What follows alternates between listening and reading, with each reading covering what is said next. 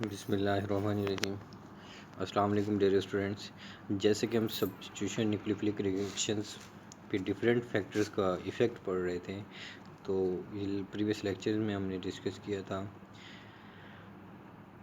तो आज जो हम इफ़ेक्ट को डिस्कस करेंगे, the effect of the solvent है।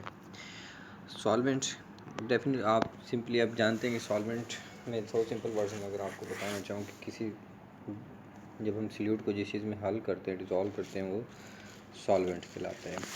तो minor portion of a solution is called solute and major part of the solution is called the solvent. Solvents play an important role in determining the rate and mechanism of nucleophilic substitution reactions. The solvent effect can be anticipated by considering whether ions are formed or destroyed, or neither in the rate determining step of reaction. Good ionizing polar solvents are those in which ions are stabilized by solvation. ये अच्छा solvent वो होता है कि जिसमें जब solvation का process हो जाए, सोल्यूट डिज़ोल्व हो जाए, तो उसके बाद उसकी स्टेबिलिटी जो है, आइंस की जो स्टेबिलिटी है वो मैक्सिमम हो, तो हम उसे कहते हैं good solvent. The dielectric constant is a measure of the solvent's ability to insulate opposite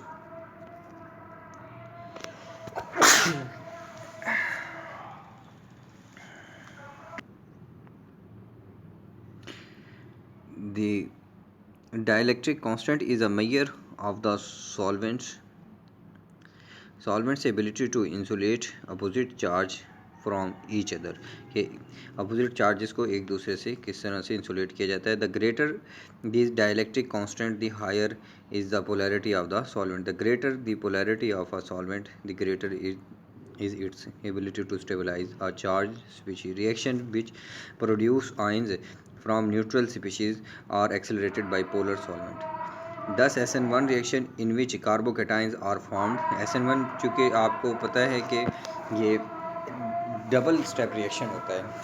पहला जो रिएक्शन होता है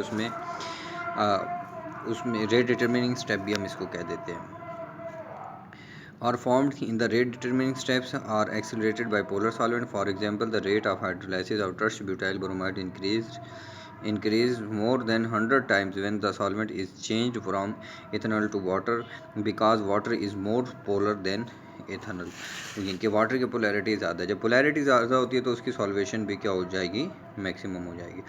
for SN2 reaction the effect of the solvents depends on the whether initial charges is dispersal are decreased or increased in the rate controlling transition state.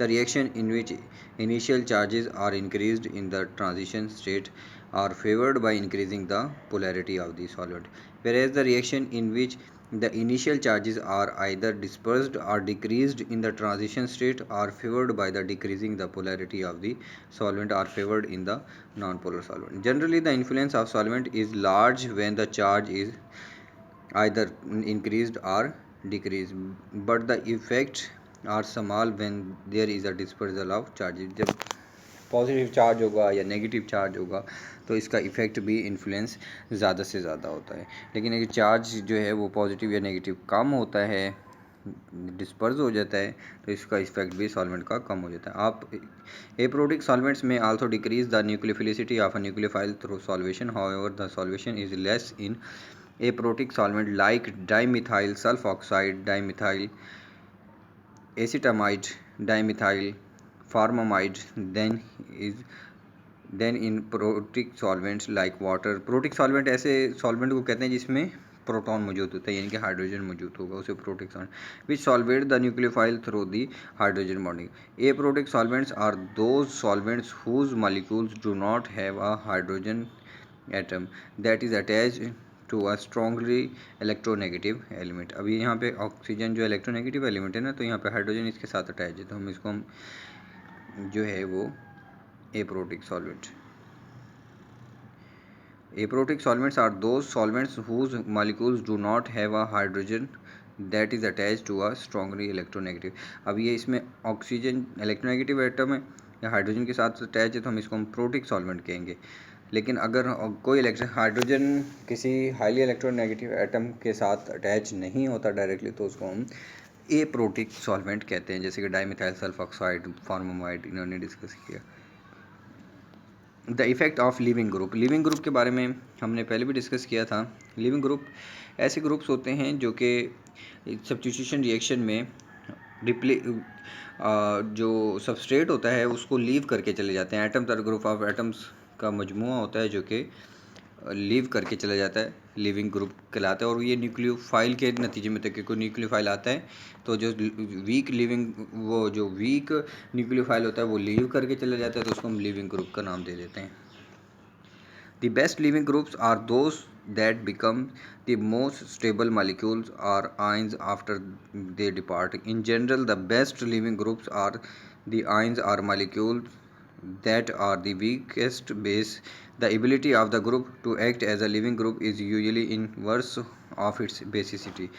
Thus, among the halides, iodide is the best living group and a fluoride ion is the poorest.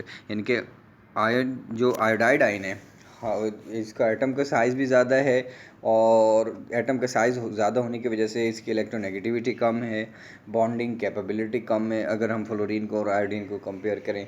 तो इस वजह से जो इसमें nucleus के साथ जो attraction है वो कम है एज़ कम्पेयर टू फ्लोरीन। तो आयोडीन जो है या आयोडाइड आयन हम इसको कहेंगे कि बेस्ट लिविंग ग्रुप है।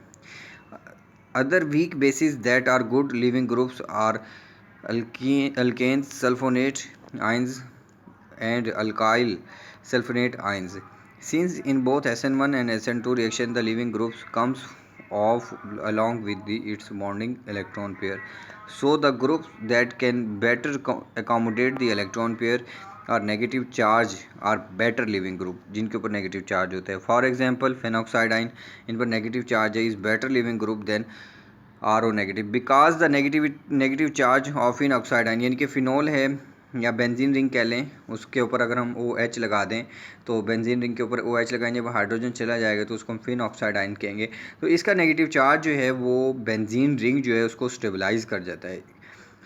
तो इस डिलोकलाइज्ड ओवर द रिंग, तो ओवर ये रिंग के अंदर ही मूव करता रहेगा नेगेटिव चार्ज, जैसे कि आपने बेंजीन के हवाले से डिस्कस किया था, प्रीवियस क्लासेस में स्टडी किया है कि जो चार्ज है फिनोल जो है वो एसिडिक करैक्टर क्यों शो करवाता है। तो उसकी यही रीज़न है कि प्रोटॉन देने के बाद चार्ज जो है वो स्टेबल होता है, रिंग के अंदर ही मूव करता रहता है, तो इस वजह से उसकी स्टेबिलिटी ज़्यादा होती है। Whereas delocalisation is not possible, अब इसमें डीलोकलाइजेशन जो है वो पॉसिबल नहीं है RO नेगेटिव के केस में। However a poor leaving group RO negative और hydroxyl may be converted to a good leaving group.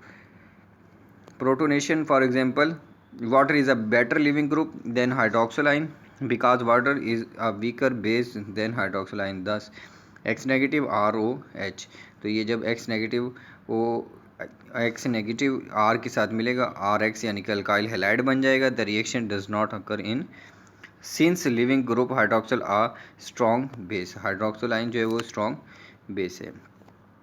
तो डियर स्टूडेंट्स, ये चंद एक बातें जो कि हमने अब तक डिस्कस की हैं, इसके दो आज उसके पार्ट हैं जो कि न्यूक्लियोफिलिक सब्स्टिट्यूशन रिएक्शन पर असरअंदाज होते हैं। तो उनमें से एक इफ़ेक्ट ऑफ सॉल्वेंट को हमने डिस्कस किया है कि अगर सॉल्वेंट की पोलैरिटी जितनी ज़्यादा होगी उसके आफ्टर सॉल्वेशन उसके स्टेबलाइजेशन का प्रोसेस उतना ही ज़्यादा फास्ट होगा। तो मोर पोलर सॉल्वेंट होगा तो उतनी ही ज़्यादा स्टेबिलिटी होगी। इफ़ेक्ट ऑफ लिविंग ग्रुप के हवाले से हमने डिस्कस किया कि लिविंग ग्रुप जो है वो जितना जो है वो एटॉमिक साइज़ हो गया या उसकी जो अट्रैक्शन है न्यूक्लियस के साथ जितनी कम होगी न्यूक्लियस के साथ, तो जितना वो कम न्यूक्लियोफाइल होगा उतना ही उसको छोड़ करके जाना, कार्बन एटम को छोड़ करके जाना आसान होगा। कार्बन एटम से मुराद कोई भी पॉजिटिवली चार्ज न्यूक्लियस है उसको लीव करके जाना आसान होगा। और एज़ कम्पेयर टू कोई नया न्यूक्लियोफाइल आता है जिसके ऊपर चार्ज की रेशो ज़्यादा है, जिसकी इलेक्ट्रोनेगेटिविटी ज़्यादा है, न्यूक्लियस के साथ अट्रैक्शन ज़्यादा है, तो वो उसके साथ अटैच हो जाएगा। Thank you very much. अल्लाह हाफिज़। अस्सलाम वालेकुम।